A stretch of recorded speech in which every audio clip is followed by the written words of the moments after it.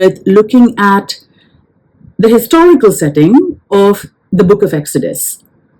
What we're looking at here is a wall relief.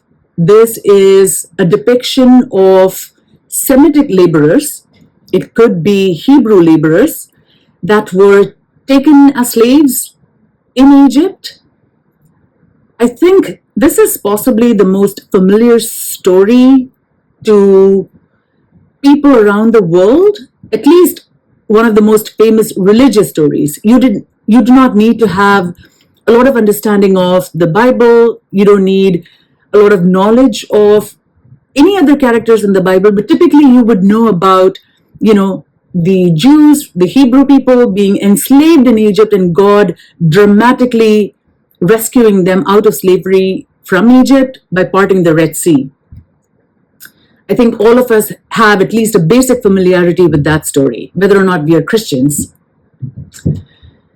Now let's do an introduction to the book of Exodus. The book of Exodus is part of the Torah or the Pentateuch, which is the first 5 books of the Bible. We did a review of Genesis the last time. Exodus is the second book. Exodus, like the other books in the Torah, is written as a polemic against pagan traditions. Polemic is essentially, counter literature. It is almost as if the writer is railing against the traditions of the cultures that they are surrounded by. It is believed, widely acknowledged, that Moses was the author of the Torah that includes the Exodus, written around 1440 BC.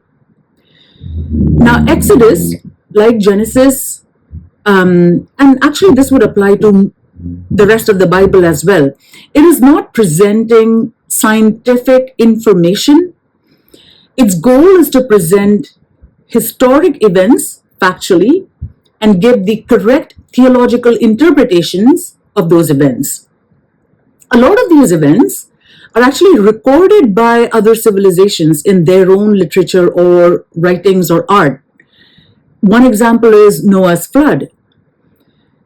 That being said, what the Bible does differently is not only depict those events and describe them in accuracy to the detail that is included in those books, but just as importantly, it also teaches us how to interpret those events, because God is working behind the scenes and in many instances directly involved and showing his people that he's directly involved in engineering each of these worldwide events.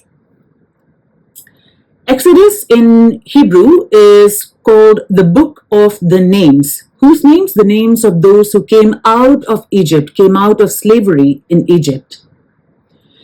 Exodus has a lot of typology as well. We will review one of them. It is a picture of our salvation. Just as God delivered the Hebrews out of Egypt, there are a lot of thematic representations of how our salvation is foreshadowed in various elements of worship that are shown in Exodus. It also points to a future when we will have the Messiah visit and plan for salvation of his people and of all those who believe in him.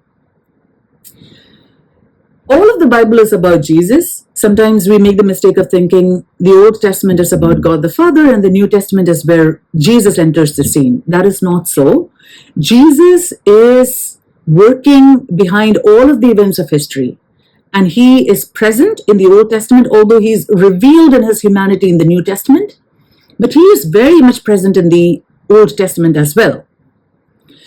Whenever Jesus appears, or one of the ways that the writers of the Old Testament record the appearance of the second person of the Trinity, now they may not have understood it well, or of course they did not have a full view of God's plan of salvation, but commonly it is mentioned as the angel of the Lord. The appearance of Jesus, the Christophany, is called out as the angel of the Lord. The book of Exodus the book of Genesis too, has shown us various types of Christ. There are characters who, through their lives, through the events that happen in their lives, foreshadow Christ, the Messiah. Joseph is one example who we saw in Genesis, and we have Moses in Exodus, and we will soon have Joshua in the book of Joshua, who follows Moses as successor. Now, Moses is the great leader who brings the Hebrews out of the promised, out of Egypt, the land of slavery.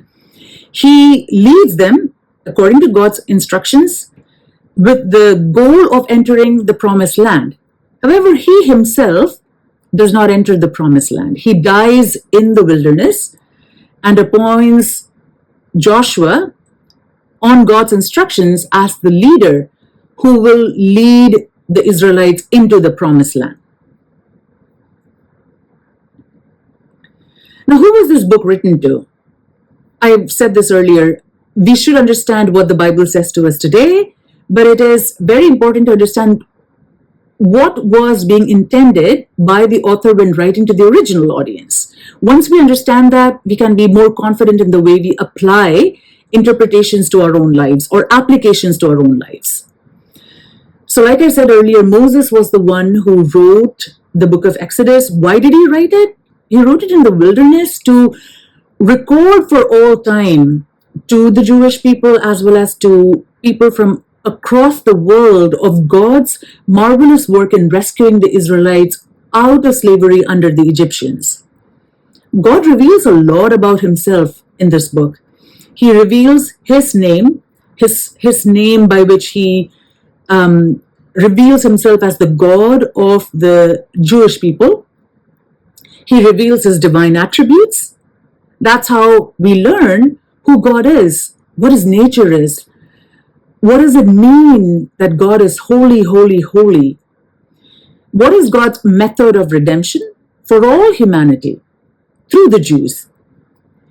Some of the laws that he has given the Israelites to live by, how do they apply to people outside of Israel? Do they apply to people outside their times? What purpose do they serve? And what do they have to tell us today? It also has instructions for worship. If you read Exodus, in fact, if you read the books after that, Leviticus and Numbers too, you will find a lot of detailed instructions about how God instructs his people about being worshipped. It is very meticulous, it has a lot of detail, and you will find there isn't a lot of flexibility. Why is that? Why be so particular about how God is worshipped? So these themes, although they're introduced in the Old Testament, they're not disconnected from the teaching in the New Testament. Particularly the book of Hebrews talks a lot about how Jesus fulfills the sacrificial requirements of the Old Testament, how Jesus is our great high priest. And there are a lot of instructions for how the high priest presents himself before God in the book of Exodus. So broadly, this book covers God's deliverance of Israel from Egypt, the covenant that he gave to them, the 10 commandments, and all of the other instructions to live by, the commandments of God, the building of the tabernacle, and detailed instructions for how to set each item in the tabernacle up, and the sin of the people, how the people of Israel who God rescued dramatically, miraculously, as it says, with his outstretched arm, how they rebel against him, and they set up a golden calf and say, this is the God that led you out of Egypt. An act of complete and utter rebellion and hostility and ingratitude toward the God who miraculously delivered them from slavery. A little bit of a background, in case it's not familiar to some people listening. One of the biggest takeaways as I read these books is how God is actively and directly involved in human history. the events that happen in the world are not chance occurrences. God is actively working behind the scenes, whether we recognize him or not. In many instances, because he works supernaturally, it is easy for us to clearly recognize his work. In other instances, he works providentially. But the big theme, one of the key messages of the Old and the New Testaments, is that God has not left human beings to their own devices. He is actively involved in human history. So what happened in the book of Genesis? When we left off, we saw that Jacob and his family, 70 members from his household, they had migrated to Egypt because there was a famine in the land of Canaan. They lived with Joseph. Joseph died. Joseph was revered in Egypt. He had a high rank. He was second in command to the Pharaoh. And their descendants, the descendants of Jacob's family, they lived in Egypt for approximately 400 years. There were good times as well, where, they were nourished in a time of famine in the land of Canaan. However, at some point, the tide turns against them. There comes a king to whom Joseph means nothing. And what ends up happening is their condition changes. With a single king, their fate changes completely. Now, this new king is ruthless.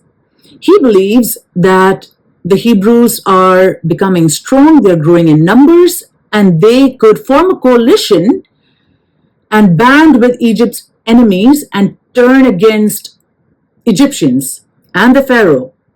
So this is a hypothetical threat, but the new Egyptian Pharaoh will not tolerate any threat to his power, to his authority. So they begin to drive the Egyptians ruthlessly. They first drive them to make bricks, make them work harshly in the fields, and at a later point, oppress them further by not even giving them the raw material, the straw that is needed for making the bricks. So now they're supposed to collect the straw that is needed for making the bricks and yet keep to the original quota.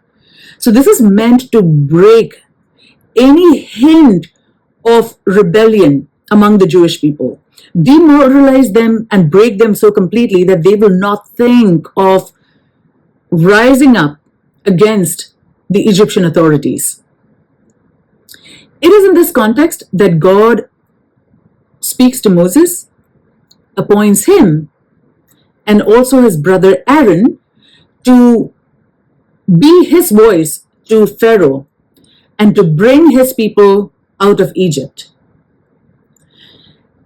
Pharaoh is used to thinking of himself as a supreme deity. This is where he clashes with the God of the Bible. Pharaoh was considered to be the son of Ra. Ra is the Egyptian sun god.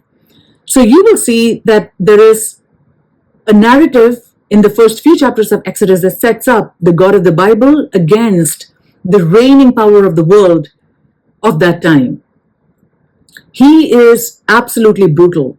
He orders the newborn male sons to be killed.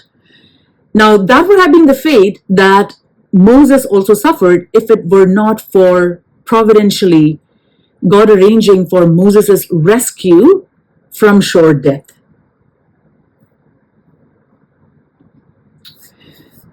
I think all of you know that I do really appreciate whenever there is historical evidence for events in the Bible. And I came across a few that I have captured here.